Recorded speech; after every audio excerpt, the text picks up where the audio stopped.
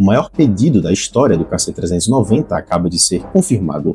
E ele veio aí de onde muitos duvidaram, né? Os Emirados Árabes Unidos, que não apenas compraram esse cargueiro brasileiro, eles o escolheram após massacrá-lo em testes, né, no deserto lá, contra a concorrência americana. Então acabaram escolhendo, né, contra a concorrência americana. Isso quer dizer muito aqui para o Brasil. Fica até o final do vídeo, né, para entender por que o KC-390 se tornou o dono do Oriente Médio e como essa parceria, né, de 10 aviões muda totalmente o jogo, né, da indústria de defesa brasileira.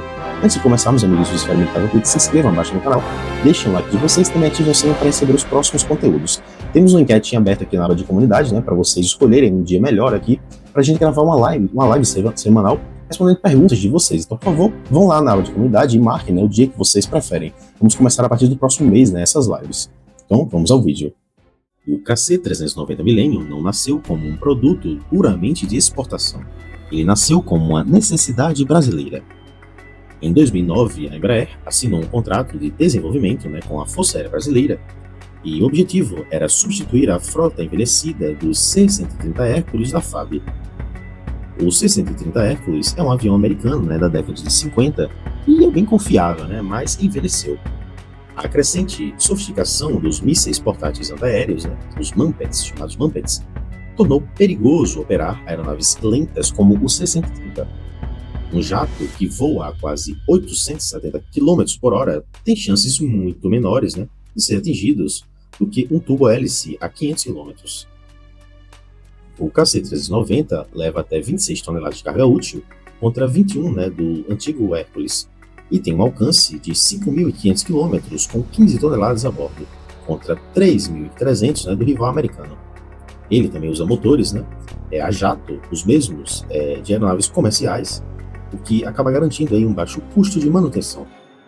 E tem um ponto importante aqui, né, que eu acho interessante a gente destacar, porque onde muita gente errava o argumento contra o KC-390, a crítica histórica ao avião era o motor do jato não funciona em pistas não pavimentadas, né, eu já escutei isso algumas vezes. O argumento era que o turbo-hélice aguentava mais terra e poeira, por exemplo, né, e o KC-390 respondeu isso na prática e demonstrou que a capacidade de decolar e pousar em pistas de gelo na Antártica, né, e de cascalho em desertos, por exemplo, era muito superior. Isso derrubou um dos principais argumentos contra a aeronave, o jato, né, em algumas missões táticas. E foi exatamente esse ponto que os Emirados Árabes testaram antes de assinar qualquer coisa, né, com o Brasil. Então, esse argumento, sinceramente, caiu por terra.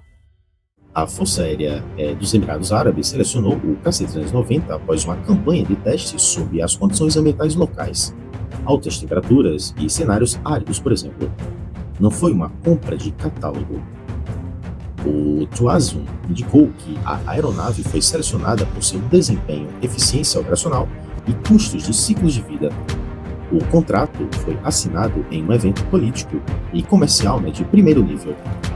O KC-390 permitirá transporte de carga, operações de lançamento aéreo, assistência humanitária e evacuação médica, né? Para um país que opera no Golfo, cada um desses pontos importa e muito.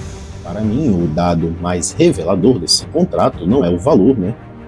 Até porque a gente não tem acesso direto aos valores, né? As especulações ali, o que a gente espera. Na verdade, quem os Emirados Árabes, antes disso, né? Isso pensaram em escolher, né? Os Emirados Árabes, operadores aí tradicionais, né, do C-130 americano, escolheu o KC-390 e não o avião americano, né? Mandar aí um recado também ao mercado brasileiro, né? Passamos nos testes e os mercados globais vão começar a olhar mais para isso, né? E o KC-390 foi testado aparentemente em várias situações. Quando uma força aérea com esse nível de exigência valida uma plataforma como a nossa, né? Outros países da região prestam atenção, a Arábia Saudita, Marrocos, Índia, né? Todos têm processos em aberto ou em análise, né, para adquirir o KC-390. Os Emirados Árabes Unidos abriram uma porta que vai além desses aviões, né, desse contrato. E com certeza os outros vão olhar muito mais agora abertos para isso, né, já que um vizinho ali comprou, então, não, beleza, agora vai ficar um pouco mais tranquilo, né, eles testaram de maneira mais eficiente e tudo mais. Então, a cada dia parece que o KC-390 tem mercados abertos, né, não só lá na parte da Ásia, né, mas também na Europa, já tem uns mercados abrindo bem interessante também, tá? O contrato inclui mais do que aeronaves. Os serviços de manutenção, reparo e revisão, o MRO, né, serão desenvolvidos em colaboração com a empresa nacional dos Emirados Árabes, e a Embraer constrói a capacidade local, estabelecendo aí um hub de manutenção no coração do Oriente Médio. Esse modelo já funcionou na Europa, por exemplo. Portugal foi o primeiro, seguido com Hungria e Holanda. A Suécia formalizou também em 2025 e o Uzbequistão se tornou o primeiro operador na Ásia Central em 2026. O mapa de operações está crescendo muito com relação ao KC-390. E tem uma conexão aqui que vai além do C-390, né? E que eu acho que vale a gente olhar também com atenção. Os Emirados Árabes investiram 3 bilhões na SEAT, até comentamos em um vídeo anterior, né? Em São José dos Campos, né? Através do Ed Group. O mesmo conglomerado de defesa está desenvolvendo aí o míssil Mansup, né? Um míssil antinavio, né? De longo alcance, e falamos em outros vídeos, né? Agora os Emirados Árabes estão comprando o nosso cargueiro militar da Embraer. Isso não é uma coincidência, pessoal, é uma estratégia. Os Emirados Árabes identificaram o Brasil como fornecedor bom e muito legal nesse caso aí, porque faz vantagem para eles, né? E também confiável, né? E a preço competitivo, né? Senão eles não teriam escolhido. E sem também restrições políticas que os americanos e europeus costumam impor nas vendas, a gente sabe disso. E eles estão construindo aí uma relação meio que bilateral, né? De longo prazo na área da defesa.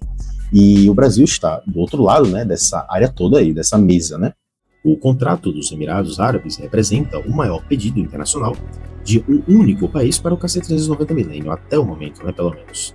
A carteira de pedidos já ultrapassou, né, 60 unidades. O C-130, né, ainda está em produção, mas a tendência é clara. Cada país que renova a sua frota tem o KC-390 na lista curta. O KC-390 foi projetado digitalmente como uma plataforma multimissão.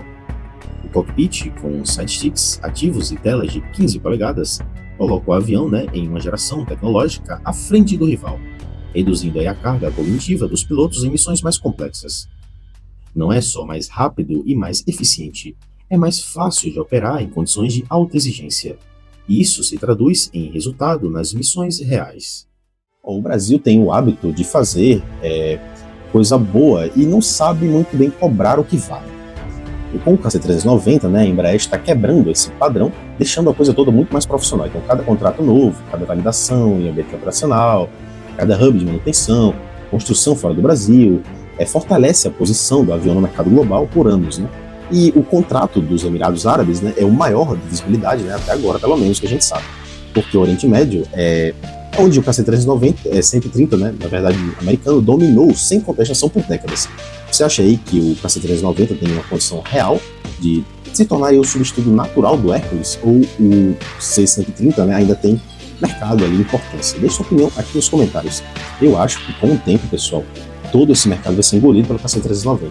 A eficiência do avião é primorosa, o avião é primoroso, e temos aí uma joia na nossa mão, uma joia brasileira, algo que a gente não vê há muito tempo.